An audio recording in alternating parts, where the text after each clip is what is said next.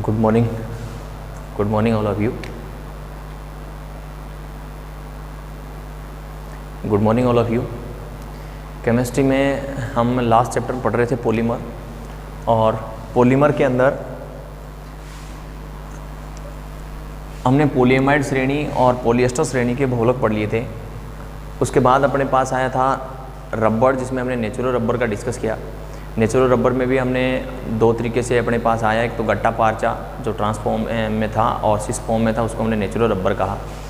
Next जो topic आता है वो आता है वल्किनाइजेशन ऑफ रबर, यानी कि रबर का वल्किनीकरण।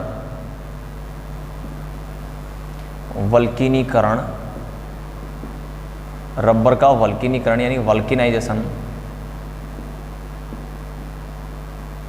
वल्किनाइजेशन ऑफ रबर। देखो रबर का वल्किनीकरण कैसे किया जाता है। चार्ल्स गुडियर नामक का जो साइंटिस्ट था,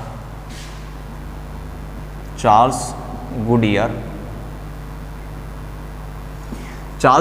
ने जो अपने पास प्राकृतिक जो रबर आया था, यानी जो नेचुरल रबर जो था, उसमें इलास्टिक नेचर कम था और साथ में उसकी रेजिस्टेंस पावर भी कम थी, यानी कि उसमें प्रतिरोधकता कम थी। और इलास्टिक नेचर यानी जब हम उसको खींचते थे या उसके ऊपर फोर्स लगाते थे तो वो क्या हो जाता था, जल्दी टूट जाता था।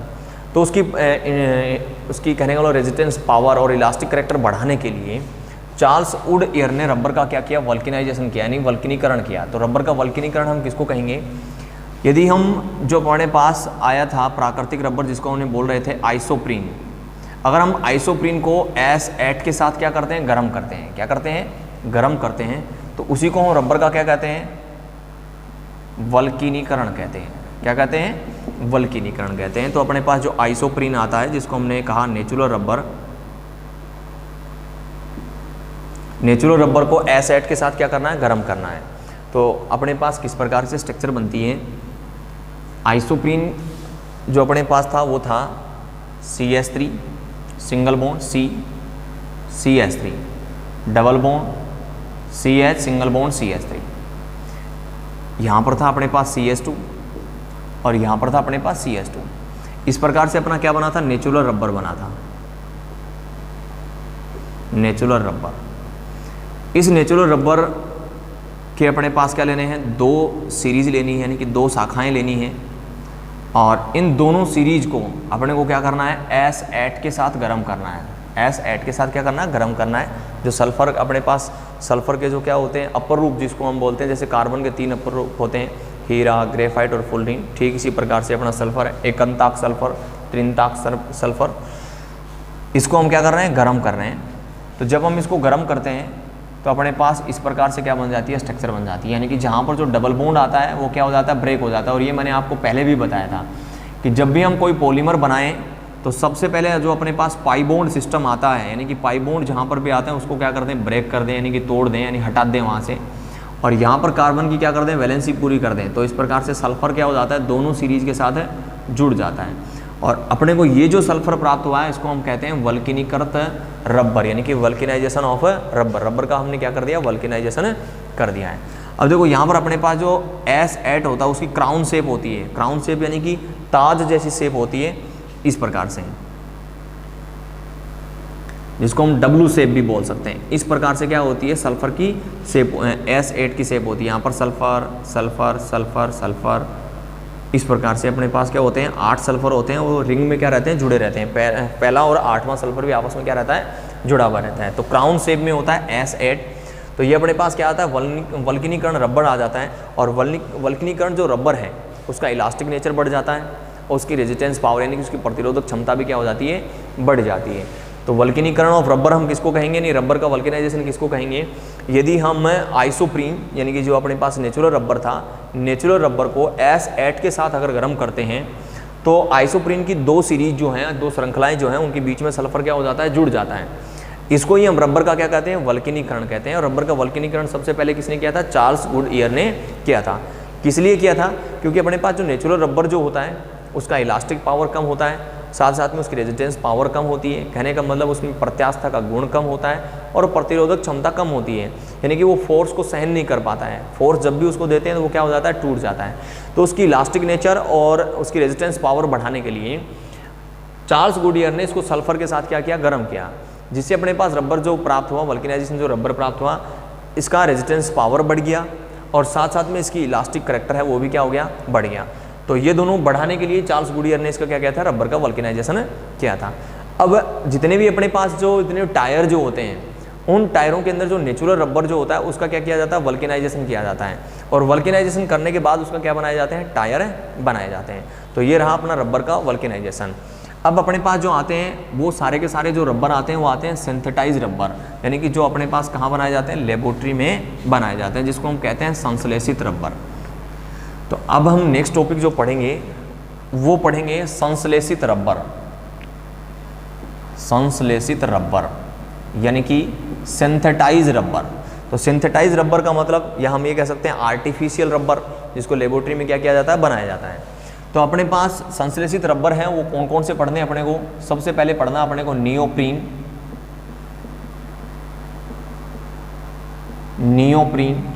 उसके बाद में अपने को पढ़ना है ब्यूना एस या ब्यूना एन। उसके बाद में अपने को पढ़ना है ब्यूना एस। उसके बाद में अपने को पढ़ना है PIB, पोली आइसोब्यूटालाइन। उसके बाद में पढ़ना अपने को ABS रबर, ABS रबर। तो ये 5 रबर अपने को पढ़ने हैं और ये पांचों के पांचों रबर कौन से हैं, आर्टिफिशियल रबर हैं, या हम कहें कि सिंथेटाइज रबर हैं, जिसको लेबोरेटरी में क्या किया जाता है, बनाया जाता है।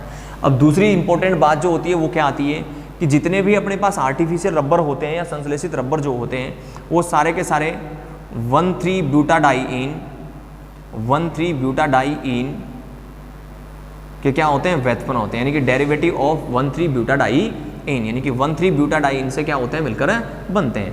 1,3-ब्यूटाडाइईन के स्ट्रक्चर बनाएंगे। ब्यूट का मतलब अपने पास क्या है, कार्बन है, और वो भी कितने हैं, 4 कार्बन है। 4 कार्बन यानी कि ब्यूट हो गया अपने पास। नंबरिंग कर देते हैं 1, 2, 3 और 4। उसके बाद अपने पास 1 पे 3 पे डाइईन का मतलब क्या है, डबल बॉन्ड है, तो 1 पे और 3 पे मैंने क्या दे दिया, डबल बॉन्ड दे दिया। कार्बन की वैलेंसी पूरी कर देंगे, यहाँ पर 2 हाइड्रोजन आएगा, यहाँ पर 1 आएगा, यहाँ पर 1 हाइड्रोजन आएगा, और यहाँ पर कितने हाइड्रोजन आएंगे, 2 हाइड्रोजन आ जाएंगे। तो अपने पास ये किसकी स्ट्रक्चर बन गई है, ब्यूटा 1,3-डाइईन की स्ट्रक्चर बन गई है। तो जितने भी आर्टिफिशियल रबर हैं या फिर संश्लेषित रबर हम कहें, या लेबोरेटरी में बनाए जाने वाले जितने भी रबर हैं, वो सारे के सारे किसके डेरिवेटिव होंगे, किसके व्युत्पन्न होंगे, 1,3-ब्यूटाडाइईन के क्या होंगे, डेरिवेटिव होंगे, यानी कि सारे के सारे 1,3-ब्यूटाडाइईन से मिलकर बने होंगे। तो सबसे पहला जो अपना आता है वो रबर आता है अपने पास नियोप्रीन। तो नियोप्रीन को हम सबसे पहले पढ़ना स्टार्ट करते हैं। तो नियोप्रीन सबसे पहले अपने पास आती है। नियोप्रीन की मोनोमर यूनिट क्या होगी, यानी कि इसकी एकलक इकाई क्या होगी, तो इसकी जो एकलक इकाई होती है वो नियोप्रीन ही होती है, नियोप्रीन। और जब इसका पॉलीमर बनेगा तो हम इसको क्या बोल देंगे, पॉलीनियोप्रीन या पॉलीनियोप्रीन। तो अपने पास नियोप्रीन स्ट्रक्चर कैसे बनेगी, CS2 डबल बॉन्ड C है, C यहाँ पर क्या आएगा, Cl single bond CH double bond CH2। तो ये अपने पास क्या आ जाती है, इसकी मोनोमर यूनिट आ जाती है। तो देखो ये अपने पास क्या है, 1,3-ब्यूटाडाइईन है, क्या है, 1,3-ब्यूटाडाइईन है, और इस हाइड्रोजन की जगह अपने पास क्या आता है, Cl आता है, क्या आता है, Cl आता है। तो ये अपने पास होता है नियोप्रीन, क्या होता है, नियोप्रीन। तो इससे अपने को क्या बनाना है, पॉलीमर बनाना है। तो सबसे पहले देखो इसकी monomer unit CS2 double bond C, Cl single bond CH double bond CS2। इसके हम क्या लेंगे, N यूनिट लेंगे, क्या लेंगे, N यूनिट लेंगे, और इस N यूनिट का क्या कराएंगे, हम पॉलीमराइजेशन कराएंगे, यानी कि बहुलकीकरण कराएंगे। तो अपने पास जो डबल बॉन्ड होता है उनको हटा देंगे। तो यहाँ से सिंपल सी बात है, एक इलेक्ट्रॉन यहाँ फ्री हो गया, एक इलेक्ट्रॉन यहाँ फ्री हो गया। ठीक इसी प्रकार से एक इलेक्ट्रॉन यहाँ फ्री हो गया, एक इलेक्ट्रॉन यहाँ फ्री हो गया। ये वाला इलेक्ट्रॉन इधर बॉन्डिंग करेगा, ये वाला इलेक्ट्रॉन इधर बॉन्डिंग करेगा, और ये दोनों इलेक्ट्रॉन आपस में क्या कर लेंगे, बॉन्ड बना लेंगे। तो अपने पास नेक्स्ट स्ट्रक्चर किस प्रकार से बनती है, CS2 सिंगल बॉन्ड C, यहाँ पर Cl, यहाँ पर क्या बन जाएगा, डबल बॉन्ड बन जाएगा। फिर अपने पास आएगा CH, फिर सिंगल बॉन्ड CS2, फिर ये वैलेंसी इसकी क्या हो जाएगी, फ्री हो जाएगी, और यहाँ पर हम क्या लगा देंगे, N यूनिट लगा देंगे। ये वाला जो पॉलीमर बना है वो क्या बना है, पॉलीनियोप्रीन बना है, क्या बना है, पॉलीनियोप्रीन बना है। और ये पे क्या आएगा, अपना आर्टिफिशियल रबर है, क्या है, आर्टिफिशियल रबर है, या फिर हम कह देंगे सिंथेटाइज रबर है। अब बात आती है कि नियोप्रीन का यूज अपने पास कहाँ किया जाता है। देखो इसकी ये तेल जो ऑयल जो होता है उसके प्रति क्या होता है, ज़्यादा रेजिस्टेंस शो करता है। तो इससे ज़्यादातर जो है वो अपने पास क्या बनाए जाते हैं, ऑयल किट बनाए जाते हैं, क्या बनाए जाते हैं, ऑयल किट बनाए जाते हैं, ऑयल किट बनाए जाते हैं। नेक्स्ट दूसरी बात क्या आती है, ऑयल किट के साथ साथ जैसे हमने पेट्रोल पंप देखे हैं, तो पेट्रोल पंप में ज़मीन के अंदर से क्या निकलता है, पेट्रोल निकलता है। तो वहाँ पर पहले क्या बनाया जाता है, एक गड्ढा किया जाता है, गड्ढे के अंदर लोहे का क्या रखा जाता है, टैंक रखा जाता है। और लोहे का जो टैंक रखा जाता है, तो जैसे मैंने लोहे का क्या रख दिया, टैंक रख दिया यहाँ पर ज़मीन के अंदर, इस प्रकार से इसमें पेट्रोल क्या किया जाता है, भरा जाता है।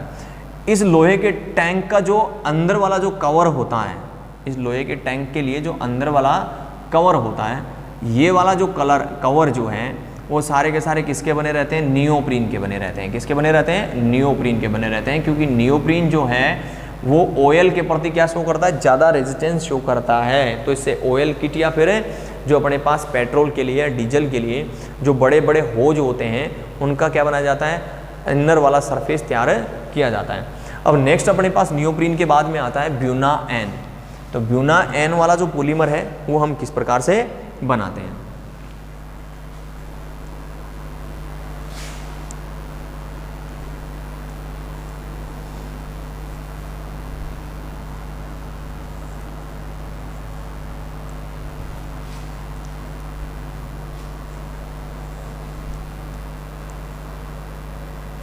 नेक्स्ट अपना आता है ब्यूना एन।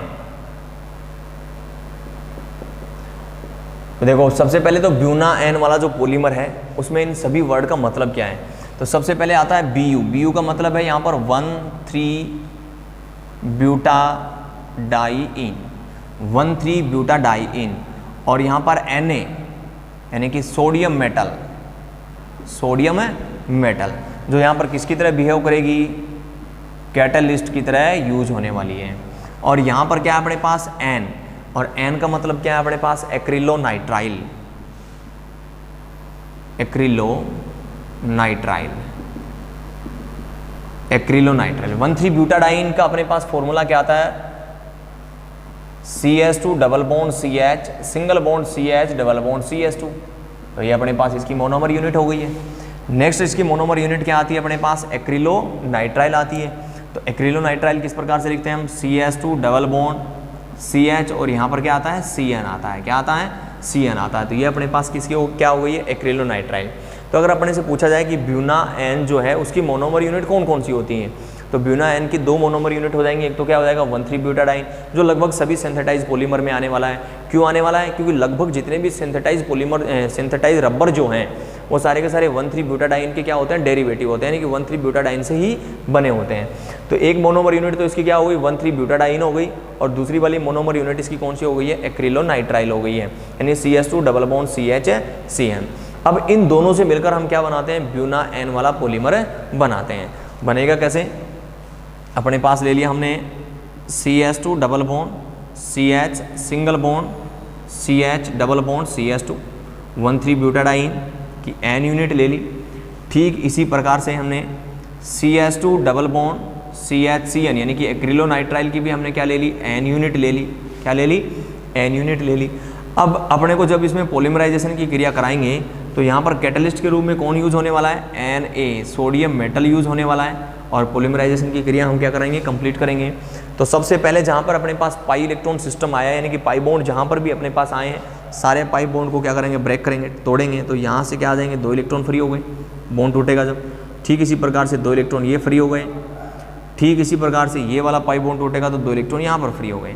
अब आपस में क्या कर लेंगे, ये बॉन्ड बनाएंगे। जैसे इधर कोई चेन आकर जुड़ेगी तो ये इलेक्ट्रॉन इधर बॉन्डिंग करेगा, ये दोनों इलेक्ट्रॉन आपस में बॉन्ड बना लेंगे, ये वाले दोनों इलेक्ट्रॉन आपस में बॉन्डिंग कर लेंगे, और ये वाला इलेक्ट्रॉन है वो इधर आकर क्या करेगा, बॉन्डिंग करेगा। तो अपने पास नया पॉलीमर किस प्रकार से बनता है, बॉन्डिंग जो फ्री बॉन्ड था CH2 का वो हो गया, CH2 के बाद आता है CH, और इन दोनों के बीच में क्या बन जाता है, डबल बॉन्ड बन जाता है यहाँ पर ये वाला। और उसके बाद में अपने पास क्या आता है, CH2 आता है। इस CH2 की जो एक इलेक्ट्रॉन फ्री रहा है वो इस CH2 के साथ क्या करेगा, बॉन्ड बनाएगा। इस CH2 के साथ बॉन्ड बना लिया, यहाँ पर क्या हो गया, जो डबल सिंगल बॉन्ड हो गया। फिर क्या आ जाएगा, CH आएगा, और ये CH इधर क्या करेगा, बॉन्डिंग करने वाला है। इस CH पे क्या जुड़ा हुआ है, CN जुड़ा हुआ है, और इनको कोष्टक में क्या कर देंगे, बंद कर देंगे। और ये कितनी लिख देंगे हम, N यूनिट, यानी कि ऐसी आपस में N यूनिट इस पॉलीमर में क्या होने वाली है, बनने वाली है। और ये वाला जो पॉलीमर बना है वो क्या बना है, ब्यूना एन बना है। क्या बना है, ब्यूना एन बना है। तो इस प्रकार से हम क्या करते हैं, ब्यूना एन की स्ट्रक्चर बनाते हैं और ब्यूना एन पॉलीमर बनाते हैं। तो हमने इस पॉइंट में इसमें हमने 2 पॉलीमर बनाए हैं। एक तो हमने बनाया है नियोप्रीन बनाया है और दूसरा बनाया हमने ब्यूटाएन बनाया है। जो सारे के सारे कहने का मतलब जितने भी सिंथेटाइज रबर अपने पास आने वाले हैं, जितने भी आर्टिफिशियल रबर जो हैं वो 1,3-ब्यूटाडाइन के क्या हैं, डेरिवेटिव हैं और 1,3-ब्यूटाडाइन से ही क्या होने वाले हैं, बनने वाले हैं। नेक्स्ट क्लास में हम डिस्कस करेंगे ब्यूना एस और अपने पास जो 2 पॉलीमर और हैं उनका। धन्यवाद।